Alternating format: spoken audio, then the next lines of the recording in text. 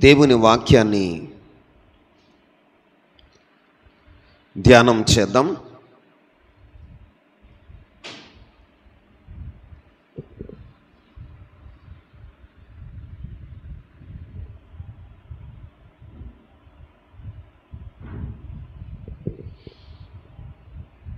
న్యాయాధిపతుల గ్రంథము 6వ అధ్యాయము 22వ వచనం నుంచి 24వ వచనం వరకు మనం చదువుకుందాం. న్యాయాధిపతుల గ్రంథము 6వ అధ్యాయము 22వ వచనం నుంచి 24వ వచనం వరకు చదువుకుందాం. గిద్యోను ఆయన యెహోవా దూత అని తెలుసుకొని, ఆహాహా, నా ఏలినవాడా యెహోవా, ఇందుకే గదా నేను ముఖాముఖిగా యెహోవా దూతను చూసి తిని అనెను. అప్పుడు యెహోవా, నీకు సమాధానము, భయపడకుము, నీవు చావవని అతనితో సెలవిచ్చెను. అక్కడ గిద్యోను యెహోవా నామమున బలిపీఠము కట్టి దానికి యెహోవా సమాధానకర్త అను పేరు పెట్టెను. నేటి వరకు అది అబీయెజీయుల వఫ్రాలో ఉన్నది. చాలండి. ఇక్కడ ఒక వ్యక్తి మనకి కనపడుతున్నాడు. అతడెవరయ్యా అంటే గిద్యోను. అందరూ చెప్పండి, గిద్యోను. గిద్యోను దేవుని దూతను ముఖాముఖిగా చూశాడట. ఎవరిని? దేవుని దూతను ముఖాముఖిగా చూశాడు. పాత నిబంధన ప్రకారం యెహోవా దూత అంటే ప్రభు అయిన యేసుక్రీస్తు ప్రభు వారికి సాదృశ్యముగా ఉంది. ప్రభు అయిన యేసుక్రీస్తు ప్రభు వారే పాత నిబంధన ప్రకారం యెహోవా దూత అని ఎక్కడైనా పిలువబడింది అంటే, వ్రాయబడింది అంటే అది ఎవరయ్యా అంటే ప్రభు అయిన యేసుక్రీస్తు ప్రభువారే. యేసుక్రీస్తు ప్రభువారిని ముఖాముఖిగా చూసిన తర్వాత ఆయన ఏం చేస్తున్నాడో తెలుసా? నేను యెహోవా దూతను ముఖాముఖిగా చూసి ఉన్నాను అని సంతోషిస్తూ ఉంటే, దేవుడైన పరలోకపు తండ్రి అయిన యెహోవా మాట్లాడుతున్నాడు గిద్యోనుతో. ఏమని మాట్లాడుతున్నాడో తెలుసా? అప్పుడు యెహోవా, నీకు సమాధానము, భయపడకుము, నీవు చావవని అతనితో సెలవిచ్చెను. అక్కడ గిద్యోను యెహోవా నామమున బలిపీఠము కట్టి దానికి యెహోవా సమాధానకర్త అని పేరు పెట్టాను. హల్లెలూయా. ఇక్కడ గిద్యోను ఒక బలిపీఠాన్ని కట్టాడు. ఏం కట్టాడు? బలిపీఠాన్ని కట్టాడు. బలిపీఠాన్ని కట్టి దానికి ఏమని పేరు పెట్టాడయ్య అంటే యెహోవా సమాధానకర్త. చెప్పండి, యెహోవా సమాధానకర్త అని ఆ బలిపీఠానికి పేరు పెట్టిన వాడగా ఉన్నాడు. ఎందుకు ఈ పేరు గిద్యోను ఇక్కడ పెట్టాడు? బలిపీఠం ఎందుకు కట్టాడు? ఎందుకు యెహోవా దూత ఆయనకి ప్రత్యక్షమయ్యింది? ముఖాముఖిగా గిద్యోను ఎలా చూడగలిగాడు అని మనం పరిశీలన చేస్తే, ఈ అధ్యాయాన్ని మనం ప్రారంభంలో చూస్తే అవి న్యాయాధిపతులు పరిపాలిస్తున్న దినాలు. ఆమేన్. అవి న్యాయాధిపతులు పరిపాలిస్తున్న దినాలు. అయితే న్యాయాధిపతులు పరిపాలిస్తున్న ఆ దినాల్లో ఇశ్రాయేలు యెహోవా దృష్టికి ద్రోహులయ్యారట. ఏమయ్యారండి? ద్రోహులయ్యారు. ద్రోహులైనప్పుడు దేవుడు ఏం చేశాడో తెలుసా? ఇశ్రాయేలీలను మిద్యానీయులకు 7 ఏండ్లు అప్పగించిన వాడగా ఉన్నాడు. వారు ఏం చేశారయ్యా అంటే, దేవుడు మిద్యానీయులకు ఇశ్రాయేలు ప్రజలను అప్పగిస్తే వారు విత్తనములు విత్తిన తరువాత మిద్యానీయులు అమాలేకీయులు తూర్పున ఉన్న తమ పశువులను గుడారములను తీసుకొని మిడతల దండంత విస్తారంగా ఇశ్రాయేలు మీదకి వచ్చేవారు. వారు వచ్చి ఏం చేశారు? వారి ఎదుట భూమి పంటను పాడు చేసి వారి జీవనాధారాన్ని వారు ఉండనీయకుండా చేసి వారిని హీన దశకు తీసుకొచ్చారట. ఏ దశకు? ఇశ్రాయేలు ప్రజలు హీన దశకు వచ్చారు. వారి ఇండ్లలో వారు ఉండట్లా, వారి పంటలు వారు తినటానికి అవకాశం లేదు, వారి జీవనాధారం అంతా కోల్పోయారు. జీవనాధారం లేక వారి ఇండ్లలో వారు నివాసం చేయటానికి అవకాశం లేక కొండల్లో లోయల్లో వారు తలదాచుకుంటూ ఉన్నప్పుడు, తినటానికి కూడా తిండి లేని పరిస్థితిలో ఎంతో హీన దశను వారు అనుభవిస్తూ ఉంటే, గిద్యోను హీన దశలో ఉన్న ప్రజల కొరకు, జీవనాధారమైన ఆహారం లేని ప్రజల కొరకు ఆయన ఏం చేస్తున్నాడో తెలుసా?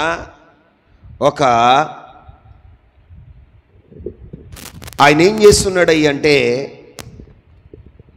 మరుగుగా ఉండి గానుగొచ్చాటున గోధుమలను దుళ్ళగొడుతున్నాడట. ఏం దుళ్ళగొడుతున్నాడు చెప్పాలి? గోధుమలను దుళ్ళగొడుతున్నారు. అందరూ భయపడి, శత్రువులకు భయపడి పారిపోతూ ఉంటే, వారు తలదాచుకుని శత్రువులకు మరుగుగా ఉండి హీన దశను అనుభవిస్తూ ఉంటే, వారి జీవితాల్లో జీవన ఆధారం లేక వారి జీవితాల్లో బలహీనపరచబడుతూ ఉంటే, ఆనాటి ప్రజల్లో ఒక్కడు గిద్యోను ధైర్యంగా గానుగ చాటున కూర్చుని గోధుమలను దుళ్ళకొడుతూ ఉన్నాడట. ఆ యొక్క కాలంలో అందరూ పారిపోతున్నప్పుడు, భయపడిపోతున్నప్పుడు, శత్రువులకు వారు భయపడిపోతూ తలదాచుకుంటున్నటువంటి ఆ పరిస్థితిలో శత్రువులకు భయపడకుండా ప్రాణానికి తెగించి గానుగ చాటున ఉండి గోధుమలను దుళ్ళకొట్టేవాడుగా ఉన్నాడు గిద్యోను. ఆ ఇశ్రాయేలు ప్రజల మధ్యన, అందరూ భయపడిపోతున్న ప్రజల మధ్యన ధైర్యంగా తన ప్రజల కొరకు ఆహారాన్ని దుళ్ళగొడుతున్న గిద్యోను అనే ఒకడిని ప్రభు చూశాడు. ప్రభు చూసి అప్పుడు ప్రభు మాట్లాడుతున్నాడు. చూడండి, న్యాయాధిపతుల గ్రంథం 6వ అధ్యాయం 12వ వచనాన్ని చదువుదాం.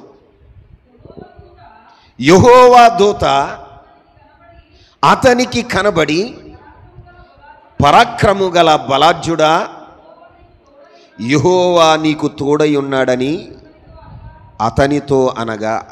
చాలండి, ఇక్కడ దేవుని దూత అతనికి కనబడి గిద్యోనుతో మాట్లాడుతుంది. ఏమని మాట్లాడుతుందో తెలుసా? పరాక్రమం గల బలాఢ్యుడా. ఏమంటుందండి? పరాక్రమం గల బలాఢ్యుడా, యెహోవా నీకు తోడై ఉన్నాడని అతనితో అనగా. ఆమేన్. ఈ రోజున గిద్యోనికి దేవుడు తోడై ఉండటానికి గల కారణం, గిద్యోనికి దేవుని ప్రత్యక్షత కలగటానికి కారణం, గిద్యోను ద్వారా దేవుడు ఇశ్రాయేలు ప్రజలకు విజయాన్ని ఇవ్వటానికి కారణం ఏంటయ్యా అంటే, ఇక్కడ పరాక్రమం కలిగిన బలాఢ్యుడుగా ఉన్నాడట. ఎలా ఉన్నాడు? ప్రజలందరూ పారిపోతూ పిరికివారిగా ఉండి తమ గుడారాలలో నివసించటానికి కూడా ధైర్యము చాలని ఆ పరిస్థితుల్లో తినటానికి తిండి లేక జీవనాధారమైన ఆహారము వారికి లేక బలహీనులైపోయి హీన దశకు వచ్చారు ఇశ్రాయేలు ప్రజలు. ఏ దశకు?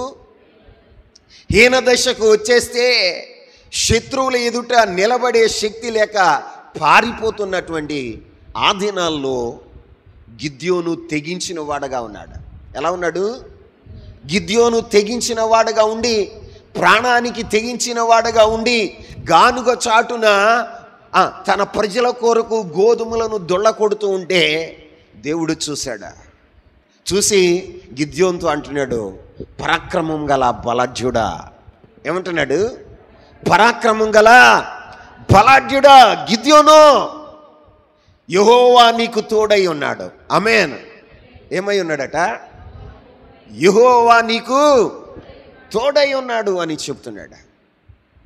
దేవుని దూత అతనికి కనబడి యెహోవా నీకు తోడై ఉన్నాడు అంటే ఆయన ఏమంటున్నాడో తెలుసా? ఏమంటున్నాడు? గిద్యోను చిత్తము నా ఏలినవాడా, యెహోవా మాకు తోడై ఉన్న ఎడల ఇదంతా మాకెలా సంభవించాను? ఏం సంభవించాను అంటున్నాడు? ఇదంతా మాకు ఎలా సంభవించాను? ఇదిగో మేము కట్టుకున్న ఇండ్లలో మేము ఉండట్లా, మేము విత్తిన పంట మేము తినట్లా, ఇదిగో మేము కష్టపడి వ్యవసాయం చేస్తే జీవనాధారమైన ఆహారం మేము తినట్లా. మా స్థితి ఎలా ఉంది? హీన దశ. ఏ స్థితి? హీన దశ. హీన దశను అనుభవిస్తున్నాం. ఈ హీన దశ మాకెందుకు వస్తుంది? దేవుడు తోడై ఉంటే ఈ పరిస్థితులు మాకెందుకు వస్తాయి?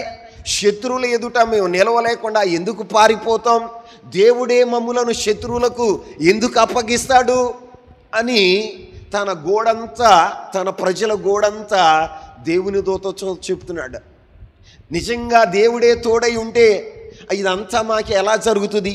ఏమంటున్నాడండి? ఇదంతా మాకెలా సంభవించాను?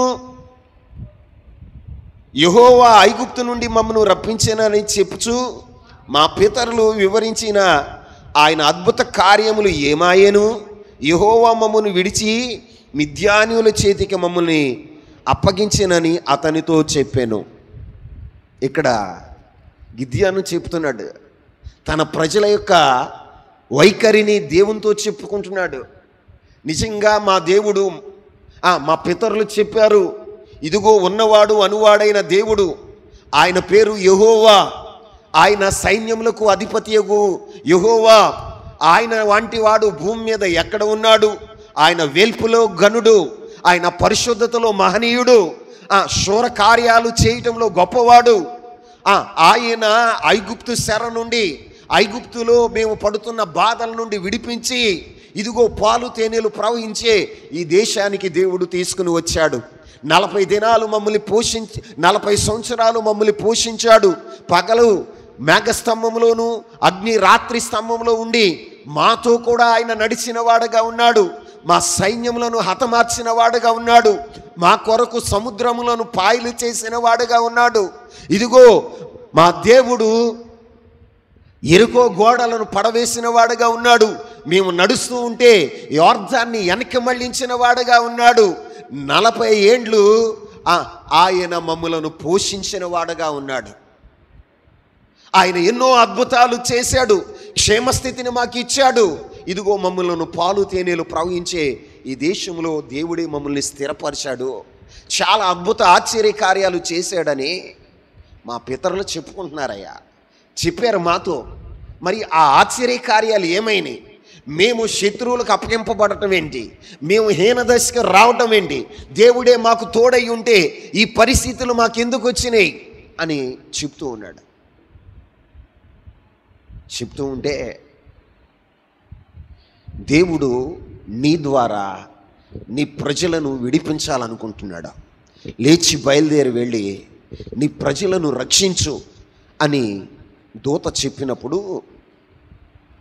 చెప్పినప్పుడు నీవే, ఆయన అంటాడు చూడండి 18వ వచనం, 17వ వచనం కూడా చదువుదాం. 17, అందుకతడు నా ఎడల నీ కటాక్షము కలిగిన ఎడల నాతో మాట్లాడుచున్నవాడు నీవే అని నేను తెలుసుకున్నట్లు ఒక సూచన కనుపరచు. ఏమంటున్నాడండి? ఒక సూచన కనుపరచుమయ్యా. ఏంటి ఆ సూచన అంటే, నేను నీ వద్దకు వచ్చి నా అర్పణను బయటకు తెచ్చి నీ సన్నిధిని దానిని పెట్టు వరకు ఇక్కడ నుండి వెళ్ళకుమి అని వేడుకొనగా ఆయన తిరిగి వచ్చే వరకు నేను ఉండేదనని చెప్పాను. హల్లెలూయా. ఆయన చూసిన ఏంటంట, నీవు దేవుని దూతవే అయితే, ఇదిగో నీవు నాతో మాట్లాడినవాడు నీవే అయితే నాకు ఒక సూచన ఇవ్వు. దేవుడు నా ద్వారా ఇదిగో ఇశ్రాయేలీయులను రక్షించటానికి ఆయన నాకు సహాయం చేసేవాడుగా, నన్ను బలపరిచేవాడుగా ఉంటే ఇదిగో నాకు ఒక సూచన ఇయ్యి అంటే, ఆయన ఏమో అడుగుతున్నాడో తెలుసా? నేను వచ్చే వరకు ఇక్కడే ఉండు. ఏమంటున్నాడు? నేను వచ్చే వరకు ఇక్కడే ఉండు, నీకు నేను ఒక అర్పణ తెస్తాను, దాన్ని తెచ్చే వరకు నువ్వు ఇక్కడి నుంచి వెళ్ళకూడదు అని అడిగా. ఆ యెహోవా దూతకు చెప్పినప్పుడు, నువ్వు తిరిగి వచ్చే వరకు నేను ఇక్కడే ఉంటాను. ఆమేన్. ఏమన్నాడని? నేను ఇక్కడే ఉంటాను అని చెప్పి గిద్యోను ఇంటికి వెళ్ళి ఒక మేక పిల్లను తీసుకుని తూమెడు పిండితో పొంగని భక్ష్యములను చేశాడట. ఏం చేశాడు? ఒక మేక పిల్లను తూమెడు పిండితో పొంగని భక్ష్యములను చేసి వాటిని వండి ఆ దూత దగ్గరకు తీసుకుని వచ్చాడట. దూత యొద్దకు తీసుకొని వస్తే దూత చెప్పింది, గిద్యోను, నువ్వు తెచ్చిన ఆ మాంసాన్ని, నువ్వు తెచ్చినటువంటి ఆ పొంగని రొట్టెలను ఆ రాతి మీద పెట్టు. దేని మీద పెట్టు? రాతి మీద పెట్టు. రాతి మీద పెట్టి వాటిపైన నీళ్లు పోయి, ఏం పోయమంటున్నాడండి? నీళ్లు పోయి అని చెప్తే ఆ యెహోవా దూత చెప్పిన రీతిగా గిద్యోను నీళ్లు పోసాడు. అప్పుడు యెహోవా దూత చేతిలో ఒక కర్ర ఉందంట. ఏముంది? ఆ కర్రను తీసుకుని ఆ మాంసం మీద, ఆ పొంగని రొట్టెల మీద పెట్టినప్పుడు అదేమైందో తెలుసా? ఆ రాతిలో నుండి అగ్ని వెడలి వచ్చి ఆ మాంసమును పొంగని భక్ష్యములను కాల్చివేసాను. ఏం చేసింది? కాల్చివేసింది. అప్పుడు అనుకుంటున్నాడు, ఆ కాల్చివేసిన తర్వాత యెహోవా దూత అతనికి అదృశ్యమైతే గిద్యోను సంబరపడిపోతున్నాడు, సంతోషిస్తున్నాడు.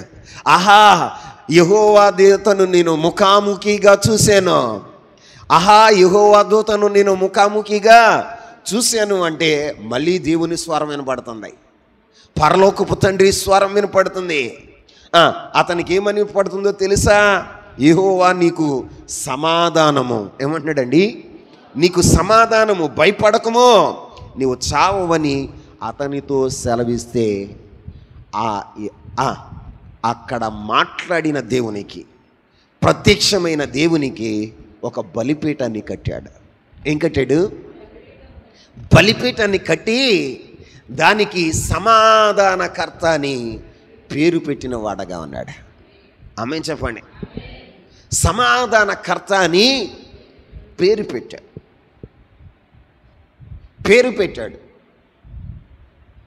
మరి ఈ రోజున సమాధానకర్త అని పేరు పెట్టి అక్కడ బలిపీఠాన్ని కట్టి దానికి సమాధానకర్త అని పేరు పెట్టాడు. ఈ రోజున నీవు కూడా ఈ లోకంలో పాపపు శర నుండి, లోకపు శర నుండి, సాతాను శర నుండి దేవుడు నిన్ను కూడా విడిపించాడు. ఇశ్రాయేలు ప్రజలను ఐగుప్తు చెర నుండి విడిపించినట్లుగా పాపం అనే చెర నుండి, లోకమనే చెర నుండి వారిని విడిపించిన రీతిగా నిన్ను నీ కుటుంబాన్ని కూడా దేవుడు పాపపు చెర నుండి విడిపించాడు, లోకపు చెర నుండి విడిపించాడు, అన్యత్వం నుండి విడిపించాడు, లోక బంధకాల నుండి నిన్ను విడిపించాడు. నీ జీవితంలో నిన్ను విడిపించటానికి ఆయనే స్వయముగా దిగివచ్చి కలువరి సిలువలో తన ప్రాణాన్ని పెట్టి రక్తాన్ని కార్చి నీకు బదులుగా ఆయన మరణించి నిన్ను విమోచించి ఆయన ఏం చేశాడో తెలుసా? నిన్ను లోక బంధకాల నుండి విడిపించిన వాడగా ఉన్నాడు. ఆమేన్. విడిపించి నిన్ను స్థిరపరిస్తే నువ్వేం చేస్తున్నావో తెలుసా? భయపడకూడని వారికి భయపడుతూ, భయపడకూడని వారికి భయపడుతూ, దేవుణ్ణి మర్చిపోయి దేవుని దృష్టికి దోషులవుతున్నారు. ఏమవుతున్నారండి? దోషులయ్యారు. అయ్యా, మేము దేవుని ప్రజలము కదా, మా జీవితాల్లో సమాధానం ఉండాలి కదా, మా జీవితాల్లో సంతోషం ఉండాలి కదా, మా శరీరాల్లో ఆరోగ్యం ఉండాలి కదా, ఇదిగో మేము సమృద్ధి కలిగి జీవించాలి కదా, మరి మా జీవితాలు ఈ దీన స్థితికి, ఈ హీన స్థితికి రావటానికి కారణం ఏంటి అని మీరు అనుకోవచ్చు. ఈ హీన స్థితికి రావటానికి కారణం ఎవరో తెలుసా? నువ్వే. దేవుని దృష్టికి విరోధమైన కార్యాలు చేస్తూ, హీనమైన కార్యాలు చేస్తూ దేవుని దృష్టిలో మీరు ఎలా ఉన్నారో తెలుసా? దోషులయ్యారు. ఏమయ్యారు? దోషులయ్యారు. నీ శరీర ఇచ్చలతో, నీ పాపేచ్ఛలతో, లోక సంబంధమైన భోగాలతో, ఆశపడకూడని వాటిని ఆశించి, భయపడకూడని వారికి భయపడి, దేవుని స్థానంలో మరొకరిని నిలబెట్టుకుని నీ జీవితంలో దేవునికి విరోధంగా పాపం చేస్తున్నావు కూడా. నీ హీన దశకు కారణం ఏంటయ్యా అంటే దేవుడు కాదు, దేవుడు మాత్రం కాదు. దేవుడు తన పిల్లలను ఎలా ఉండాలనుకుంటాడో తెలుసా? తన మహిమైశ్వర్యములు వారి ప్రతి అవసరత తీర్చాలనుకుంటాడు. ఏమనుకుంటాడు? తన మహిమైశ్వర్యంలో ప్రతి అవసరతను తీర్చాలనుకుంటాడు. కానీ మనం ఏం చేస్తామయ్యా అంటే మన స్వబుద్ధిని ఆధారం చేసుకుని ప్రభుని వెంబడించకుండా లోకాన్ని వెంబడిస్తూ, సాతాను వెంబడిస్తూ, శరీరాన్ని వెంబడిస్తూ దేవుని దృష్టికి ద్రోహులవుతున్నాం. ఏమవుతున్నాం చెప్పండి? ద్రోహులవుతున్నారు. దేవుని దృష్టికి ద్రోహులవుతున్నారు. దేవుని దృష్టికి ద్రోహులవుతున్నారు. అందుకే నీ జీవితంలో కలవరం, శత్రువులకు అప్పగించబడటానికి కారణం నీ కష్టార్జితం నువ్వు అనుభవించలేకపోవటానికి, వడ్డీలోకి, డాక్టర్లకి, ఇంకా ఇతరతర వాళ్ళకి కట్టడానికి కారణం ఏంటో తెలుసా? దేవుని దృష్టిలో నువ్వు విరోధంగా చేసిన పాపం, నీ కుటుంబం చేసిన పాపం. ఆ పాపమే ఏం చేస్తుందో తెలుసా? నీ కష్టార్జితం నువ్వు అనుభవించకుండా, ఏం చేయకుండా, నీ కష్టార్జితం నీవు అనుభవించకుండా నీ జీవితంలో శత్రువులు దోచుకుంటున్నారు. నీ గుడారంలో నువ్వు నివాసం చేయకుండా, కలవరాల మధ్యలో, కన్నీటి లోయల్లో, ఈ రోజున అనేకమైన ప్రతికూలమైన పరిస్థితుల్లో నువ్వు జీవించటానికి కారణం ఏంటో తెలుసా? నీ పాపమే. దేవునికి విరోధంగా చేసిన పాపమే దేవుని దృష్టికి దోషులయ్యారట. ఏమయ్యారు? ఇశ్రాయేలు ప్రజలు దోషులయ్యారు. వారే కాదు, నీవు కూడా. ప్రభు ఏమో నిన్ను ప్రేమించి తన రక్తాన్ని కార్చి నిన్ను విమోచిస్తే ఆయన చేసిన ప్రాణత్యాగం కానీ, ఆయన చేసిన అద్భుతం కానీ, ఆయన చేసినటువంటి, ఆయన చూపిన ప్రేమను కానీ నువ్వు లక్ష్య పెట్టకుండా నీ ఇష్టానుసారంగా నువ్వు బ్రతుకుతున్నావు కాబట్టి ఈ హీన దశను అనుభవిస్తున్నావు. ఈ హీన దశను అనుభవిస్తున్నావు. నీ కుటుంబము హీన దశకు రావటానికి గల కారణం ఏంటి? కారణం ఏంటి? భయాల మధ్యలో కాపురం చేయటానికి కారణం ఏంటి? దేవుని దృష్టికి దోషులవటం వల్ల. ఏ దోషం చేత నీవు దేవునికి విరోధమైన కార్యాలు చేసేవో ఒకసారి నువ్వు జ్ఞాపకం చేసుకో. ఆనాడు ఇశ్రాయేలు ప్రజలు దోసుకోబడటానికి, హీనదశకు రావటానికి, కలవరాల మధ్యలో వారు కాపురాలు చేయటానికి కారణం ఏంటయ్యా అంటే దేవుని దృష్టికి దోషులై ఉన్నారు. ఏమయ్యారు చెప్పండి? నీవు కూడా ఆలోచిస్తున్నావా? ఆగి ఆలోచించు. ఈ దుస్థితికి కారణం ఏంటి? నా కుటుంబంలో ఈ పరిస్థితులు ఏర్పడటానికి కారణం ఏంటి? కారణం ఏంటి? ఆలోచిస్తున్నావా? ఆలోచన ఉండదు. దేవునికి ప్రార్థన చేస్తున్నావు, దేవుడు మా ప్రార్థన ఆలకించట్లేదు అంటావే తప్ప నీలో ఉన్న లోపం ఏంటో, నీలో ఉన్నటువంటి అహంకార దృష్టి ఏంటో, నీలో ఉన్న తిరుగుబాటు స్వభావం ఏంటో, నీలో ఉన్నటువంటి ఆ యొక్క శరీర స్వభావమైన మనసేంటో నువ్వు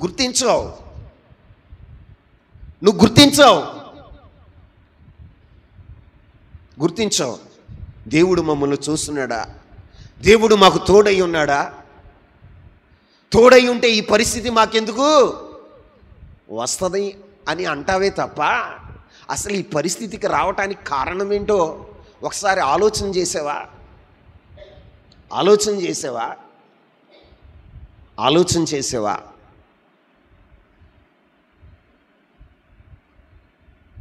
నీ పరిస్థితులు మారాలంటే నీ ఒక బలిపీఠాన్ని కట్టాలి. ఆమేన్ చెప్పండి. ఏం కట్టాలి? బలిపీఠాన్ని కట్టాలి. ఆ బలిపీఠం పేరేంటో తెలుసా? సమాధానకర్తయ్య అని బలిపీఠాన్ని నువ్వు కట్టాలి.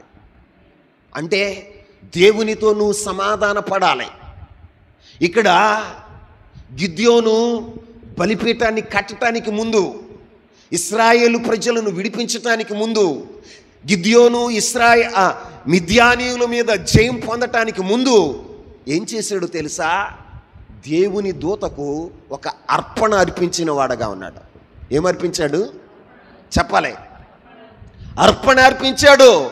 ఈ రోజున మీతో చెప్తున్న మాట, మీ పరిస్థితుల మీద విజయం పొందాలి అంటే, ఈ రోజున నీ కుటుంబంలో నువ్వు సమృద్ధి చూడాలన్నా, సంతోషం చూడాలన్నా, శత్రువు మీద జయం పొందాలి అన్నా నువ్వు చేయవలసిన పని ఏంటో తెలుసా?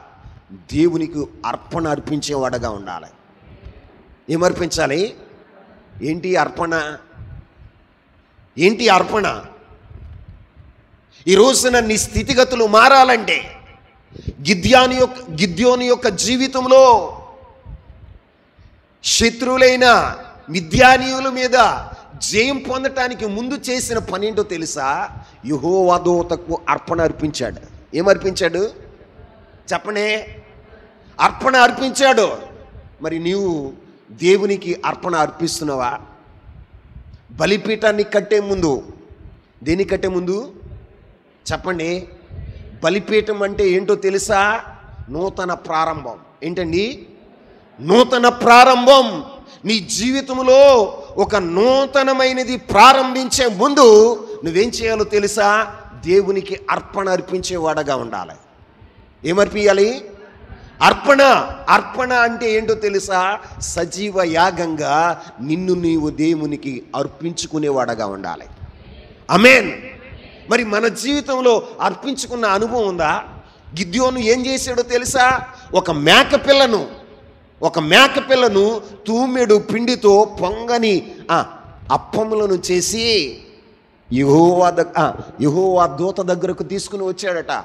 అర్పణ అర్పించాడట. ఆ అర్పణ యెహోవా దూత అంగీకరించాడు. ఈ రోజున నీ అర్పణ కూడా దేవుడు అంగీకరించాలి. ఆమేన్. దేవుడు అంగీకరించాలి. నీ పరిస్థితులు మారాలంటే, విజయ పదములో నువ్వు నడవాలంటే, ఈ రోజున జయశీలురాలుగా దేవుడు నిన్ను నిలబెట్టాలి అంటే నువ్వు అర్పణ అర్పించేవాడుగా ఉండాలి. ఆయన వెండి బంగారాలు తెమ్మని ప్రభు చెప్పట్లా. రోమపత్రిక 12వ అధ్యాయం 1వ వచనం ప్రకారం సజీవ యాగంగా నిన్ను నీవే దేవునికి అర్పించుకునేవాడుగా ఉండాలి. ఆమేన్. సజీవ యాగంగా నిన్ను నీవే దేవునికి అర్పించుకోగలిగితే దేవుడు ఏం చేస్తాడో తెలుసా? నీ జీవితంలో నీ అర్పణను అంగీకరించి నిన్ను జయశీలుడిగా నిలబెట్టడానికి ఆయన ఇష్టపడతాడు. నీతో సమాధాన పడటానికి ఆయన ఇష్టపడతాడు. ఈ రోజున అర్పణ లేకుండా, ఏం లేకుండా దేవునితో సమాధానం కుదరదు. అర్పణ లేకుండా బలిపీఠం కుదరదు. ఇక్కడ గిద్యోను బలిపీఠానికి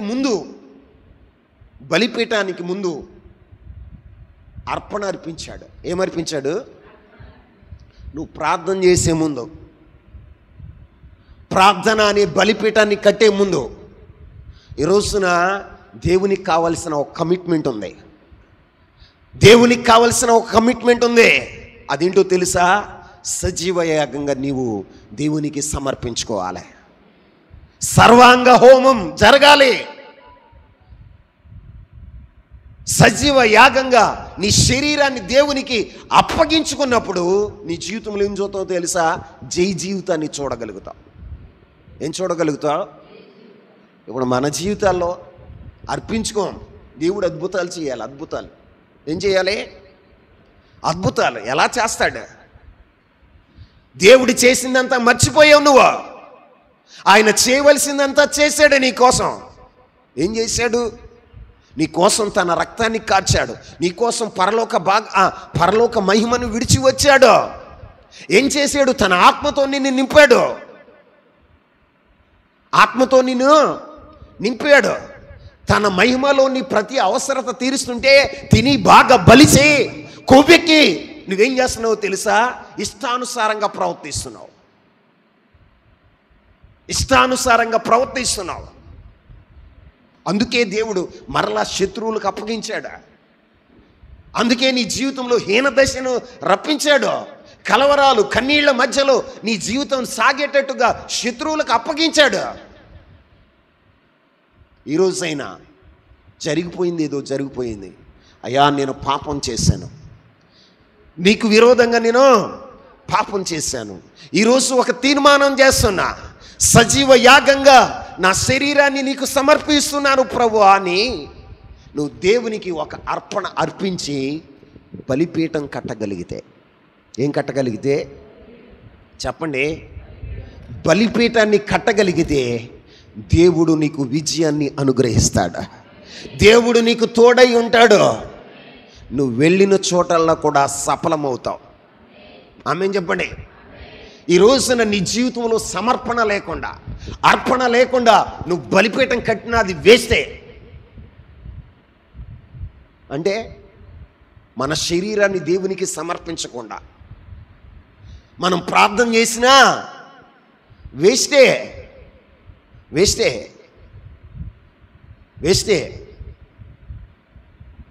ముందు గిద్యోను చేసిన పని ఏంటో తెలుసా? దేవునికి ఇష్టమైన అర్పణను అర్పించాడు. ఆమేన్ చెప్పండి. దేవుడు అంగీకరించేటువంటి అర్పణ గిద్యోను అర్పించాడు. తర్వాత సమాధానం అనేటువంటి బలిపీఠాన్ని కట్టాడు. ఇప్పుడు అర్పణ తర్వాత సమాధాన బలిపీఠం. అర్థమవుతుందా? సమాధాన బలిపీఠం. అప్పుడు బలిపీఠం కట్టిన తర్వాత దానికి సమాధానకర్త అని పేరు పెట్టాడు. ఏం పెట్టాడు? నీ జీవితంలో నీ శరీరాన్ని అర్పించుకోకుండా దేవుని సన్నిధిలో స్తోత్రం స్తోత్రం స్తోత్రం తెల్లవారులన్నా నువ్వు స్తోత్రం అన్నా ఏమో ఉండదు. దానికి ఏముండదు. శరీరాన్ని అప్పగించుకోకుండా నోటుకొచ్చినట్లుగా మాట్లాడేతావు. నోటిని సమర్పించుకో. అపవిత్రమైన పెదవులు, ఇక్కడేమో స్తోత్రం స్తోత్రం అంటావు, అక్కడేమో శాపనార్థాల మాటలు మాట్లాడతావు. పిల్లల్ని ఏం మాట్లాడుతున్నావు, తల్లిని ఏమంటున్నావు, కొడుకుని ఏమంటున్నావు, కూతురుని ఏమంటున్నావు, అర్థం పర్థం లేని మాటలు. నీ అవయవాలు, నీ కళ్ళను సమర్పించుకోవు, నీ శరీరాన్ని ప్రతి అవయవం సజీవ యాగంగా నీ ప్రతి అవయవాన్ని దేవునికి అర్పించుకుని నువ్వు ప్రార్థన చేస్తే దేవుడు ఆ ప్రార్థనను అంగీకరిస్తాడా. అప్పుడు నీకు విజయాన్ని ఇస్తాడా, శత్రువుల పైన విజయాన్ని ఇస్తాడా. ప్రియులారా, నిజం. ఈ గిద్యోని యొక్క జీవితంలో గిద్యోన్ని దేవుడు అంటున్నాడు, పరాక్రమం గల బలాఢ్యుడా, బలాఢ్యుడా అని దేవుడు చెప్పి నీకు తోడై ఉన్నాడు, యెహోవా నీకు తోడై ఉన్నాడు, ఇదిగో నీ ద్వారా నీ ప్రజలైన ఇశ్రాయేలు ప్రజలను విడిపించడానికి దేవుడు ఇష్టపడుతున్నాడు. అంటే దేవుడయ్యే తోడై ఉంటే మా పరిస్థితులు ఎలా ఎందుకుంటాయ్యా అని చెప్పి ఒక చూసిన అర్పణను అర్పించాడు. ఏమర్పించాడు? నువ్వు అర్పిస్తున్నావా దేవుని సన్నిధిలో? నీ ద్వారా నీ కుటుంబాన్ని రక్షించాలనుకుంటున్నాడు, నీ ద్వారా నీ గ్రామాన్ని రక్షించాలనుకుంటున్నాడు, నీ ద్వారా ఈ ప్రాంతాన్ని రక్షించాలనుకుంటున్నాడు. మరి అర్పణ నీలో ఉందా? ఉందా? ఎందుకు ఈ ప్రాంతం మారట్లేదు అంటే అసలు సరి అయిన మారు మనసు లేనివాడు నువ్వు, సరి అయిన మారు మనసు లేని దానవు నువ్వు. అర్పించుకున్న అనుభవం లేదో, మందిరానికి వస్తావు అంతే, నామకార్థంగా మందిరానికి వస్తావు, ఆదివారం కాబట్టి వెళ్ళాలి. నీలో సమర్పణ లేదు, ఒక ప్రతిష్టత లేదు, ఒక వైరాగ్యం లేదు, దేవుని కొరకు బ్రతకాలన్న ఒక తీర్మానం లేదు. నీ ద్వారా ఎలా దేవుడు కార్యాలు జరిగిస్తాడు? ఎలా జరిగిస్తాడు? ఈ ఉదయకాల సమయంలో ఒక తీర్మానం చేసుకోండి. దేవునికి నిన్ను నీవు సజీవ యాగంగా సమర్పించుకుని అప్పుడు ప్రార్థనని బలిపీఠాన్ని కట్టాలి. ఏ బలిపీఠం? అప్పుడు సమాధానకర్త అని దానికి బలిపీఠానికి ఆయన ఇష్టపడతాడు. అయ్యా, ఇంతకాలం నేను పాపం చేశాను, నా పాపమును క్షమించు, నన్ను నేను అప్పగించుకుంటున్నాను, ఇదిగో ప్రభువా నన్ను స్వీకరించు అని దేవునికి నువ్వు అర్పించుకుని అప్పుడు చేసే ప్రార్థన దేవునికి ఎలా ఉంటుందో తెలుసా? సమాధానకరంగా ఉంటుంది. ఎలా ఉంటుంది? సమాధానకరంగా ఉంటుంది. సమాధానకరమైనటువంటి బలిపీఠాన్ని కట్టిన తర్వాత గిద్యోను మిద్యానీయుల మీదకి యుద్ధానికి వెళ్ళాడు. ఎక్కడికి వెళ్ళాడు? మిద్యానీయుల మీదకి యుద్ధానికి వెళ్ళారు. వారు ఎంతమంది ఉన్నారయ్య అంటే 132,000 మంది. ఎంతమంది? 132,000 మంది వెళితే గిద్యోను 10,000 మందిని ఇశ్రాయేలును పోగు చేశాడు. దేవుడు అన్నాడు, గిద్యోన్, యుద్ధానికి వీరు అందరూ ఈ 10,000 మంది అవసరం లేదు. వద్దా ప్రభువా, వాళ్ళు 132,000 మంది ఉన్నారు, మేము 10,000 మంది లేకపోతే మేము ఎలా జయించగలుగుతాం ప్రభువా అని ఆయన చెప్తే, ఇదిగో ఇళ్ళలో ఉన్న వాళ్ళందరూ చాలామంది పిరికోళ్ళు ఉన్నారు. ఎలాంటి వాళ్ళు ఉన్నారు? పిరికి వాళ్ళు ఉన్నారు, భయపడేవారు ఉన్నారు. భయపడేవాడితో నువ్వు యుద్ధానికి వెళితే అపజయం పొందుతావు. భయం ఉండేవాడితో నువ్వు యుద్ధానికి వెళ్ళొద్దు, భయపడేవాడితో నువ్వు యుద్ధానికి వెళ్ళొద్దు. ఇదిగో వీరిని వేరుపరచు అని ఒక నీళ్ళ దగ్గరికి వాళ్ళని తోలుకుని వెళితే వాళ్ళు ఏం చేస్తున్నారో తెలుసా? నీళ్లు దొరకగానే నీళ్లు దొరకగానే కుక్కలు గతుకున్నట్టు గతికేస్తున్నారట. ఎట్లా గతికేస్తున్నారు? కుక్కలు గతుకున్నట్టుగా గతుకుతున్నారట. ఇక నీళ్ళే శత్రువుల గురించి ఆలోచన చేయట్లా. కానీ అందులో ఒక 300 మంది మాత్రం శత్రువులను చూస్తూ నీళ్లు ఇలా తీసుకుని ఇలా తాగుతూ ఉన్నారట, నోటికి అందించుకుంటున్నారట శత్రువులను చూస్తూ. ఆ 300 మంది శత్రువుల్ని చూస్తూ నీళ్లు తాగుతున్నారే, ఆ 300 మంది మాత్రం చాలు, మిగిలిన వాళ్ళందరినీ వెనక్కి పంపించేయి అన్నాడు దేవుడు. వెనక్కి పంపించేసాడు. గిద్యోను వెనక్కి పంపించేశాడు. పంపించేసిన తర్వాత గిద్యోను 300 మందితో మిద్యానీయుల మీదకి యుద్ధానికి వెళ్ళి జయం పొందిన వాడగా ఉన్నాడు. ఏం పొందాడు చెప్పండి?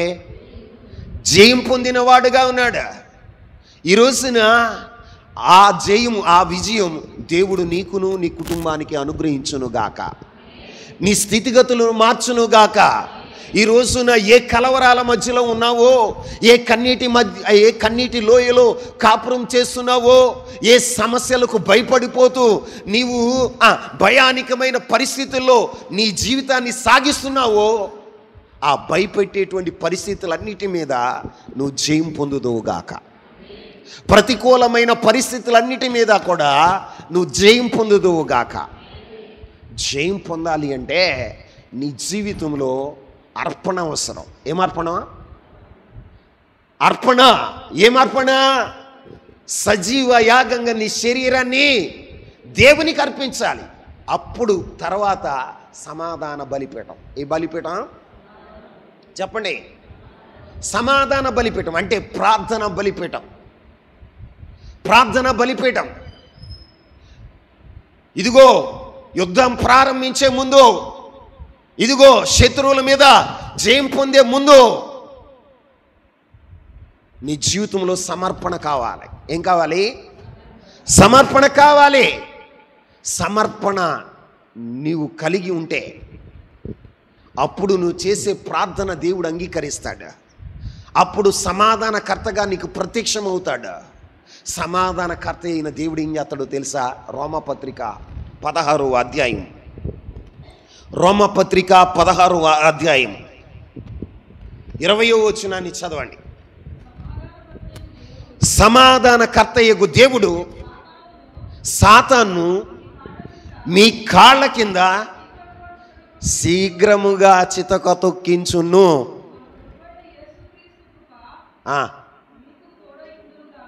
ఆమేన్. ఇక్కడ ఏమని రాయబడి ఉంది? సమాధానకర్తయగు దేవుడు సాతానుని మీ కాళ్ళ కింద, చెప్పండి, శీఘ్రముగా తొక్కించును. ఆమేన్. సాతాను ఎవరో? ఆత్మీయులకి శత్రువు. ఎవరండి? ఆత్మీయులకు శత్రువు. మన శత్రువు ఎవరంటే సాతాను. అవునా? నీ పరిస్థితులన్నింటికి కారణం ఎవరో తెలుసా?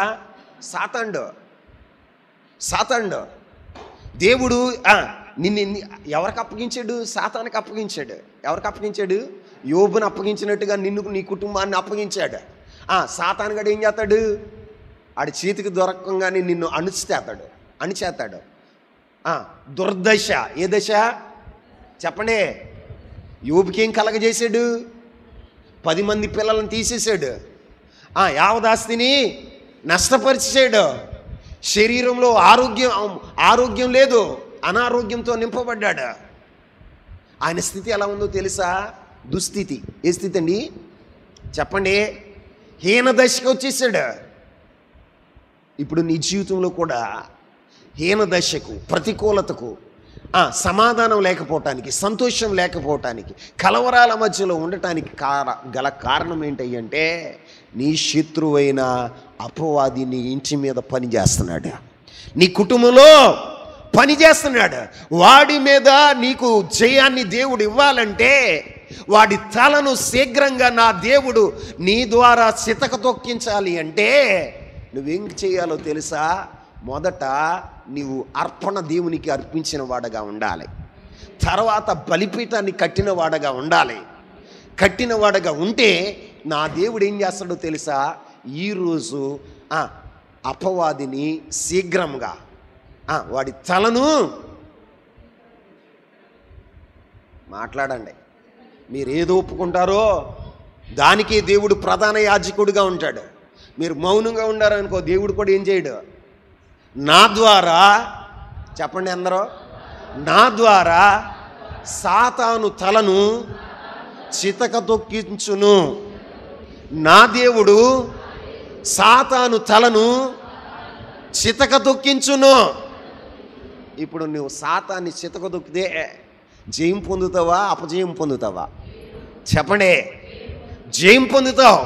ఈ రోజు నుంచి ప్రభువు నీకు తోడై ఉండును గాక, ఆయన కృప తోడై ఉండును గాక. దేవుడు తోడై ఉంటే ఏమండి, ఒకటి సాతాన్ని నీ కాళ్ళ కింద వేసి తొక్కిస్తాడు. అంటే నీ శత్రువుని నీ కాళ్ళ కింద తొక్కించేవాడుగా ఉంటాడు. ఎవరైతే భయపెట్టారో, ఎవరైతే నిన్ను నష్టపరిచారో, ఎవరైతే నిన్ను హీన స్థితికి రప్పించారో వారందరినీ దేవుడు ఏం చేస్తాడో తెలుసా? నీ కాళ్ళ కింద వేసి తొక్కిస్తున్నాడు. తొక్కించిన దేవుడు తొక్కించి వదిలేడు. అక్కడ చదువమ్మ మరొకసారి ఆ మాట. సమాధానకర్తయ్యగు దేవుడు సాతాను మీ కాళ్ళ కింద శీఘ్రముగా తొక్కించును.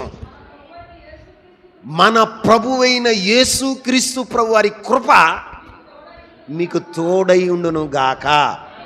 ఆమేన్ చెప్పండి. దేవుడు మీకు తోడై ఉంటే, దేవుని కృప మీకు తోడై ఉంటే ఏం జరుగుతుంది?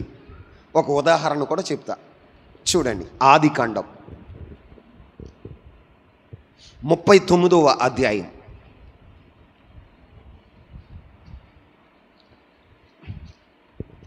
39వ అధ్యాయం 2వ వచనాన్ని 3వ వచనాన్ని చూద్దాం. యెహోవా యోసేపునకు తోడై ఉండెను గనుక అతడు వర్ధిల్లుచు తన యజమానుడగు ఐగుప్తుని ఇంట ఉండెను. యెహోవా అతనికి తోడై ఉండెననియు అతడు చేసినదంతయు అతని చేతిలో యెహోవా సఫలము చేసెనని అతని యజమానుడు చూసినప్పుడు. చాలండి. దేవుడు తోడై ఉంటే మొదట నీవు వర్ధిల్లుతావు. హీన దశ నుండి విడుదల పొందుతావు. ఆమేన్ చెప్పండి. హీన దశ నుండి విడుదల పొందుతావు. 2, నువ్వు చేసేదంతా సఫలమవుతుంది. ఆమేన్ చెప్పండి. ఈ రోజు నుంచి ప్రభు ఈ శ్రీకారాన్ని చుట్టాలి అంటే, ఈ రోజున నీ జీవితంలో ఆయన కృప తోడై ఉండాలి అంటే, నీ జీవితంలో ఆమేన్ అంటే జరగదు. నువ్వేం చేయాలో తెలుసా? దేవునితో ఒక సమర్పించుకున్నవాడుగా ఉండాలి. ఈ ఉదయకాల సమయంలో నీ సమర్పణను బట్టి దేవుడు సమాధాన బలిపీఠాన్ని నీకు అనుగ్రహిస్తాడు. అంటే నీ ప్రార్థనకు ఆయన సమాధానం ఇచ్చేవాడుగా ఉంటాడు. ఆయనే సమాధానకర్తగా నీ జీవితంలో ఉండేవాడుగా ఉంటాడు. ఆయన నీ జీవితంలో సమాధానకర్తగా ఉండి సాతాను యొక్క తలను నీ ద్వారా చితకదొక్కించేవాడుగా ఉంటాడు. అంటే నీ శత్రువుల పైన నీకు విజయాన్ని ఇస్తాడు. దేవుడు తోడై ఉంటే నీకు విజయం వరిస్తుంది. ఆమేన్. నీ శత్రువులను ఎలా తొక్కుతావో తెలుసా? చలను చితక తొక్కేవాడుగా ఉంటావు. ఎలా ఉంటావు? ఇంకో మాట చెప్పనా? ఇంకో మాట చెప్తా, ఇప్పుడే గుర్తొచ్చింది. జకర్యా గ్రంథం 10వ అధ్యాయం. జకర్యా గ్రంథం 10వ అధ్యాయం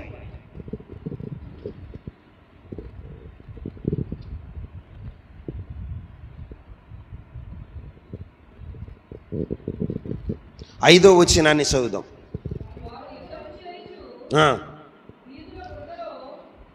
యుద్ధము చేయుచు వీధుల బురదలో శత్రువులను త్రొక్కు పరాక్రమశాలురుగా ఉందురు. యెహోవా వారికి తోడయుండును గనుక వారు యుద్ధము చేయగా.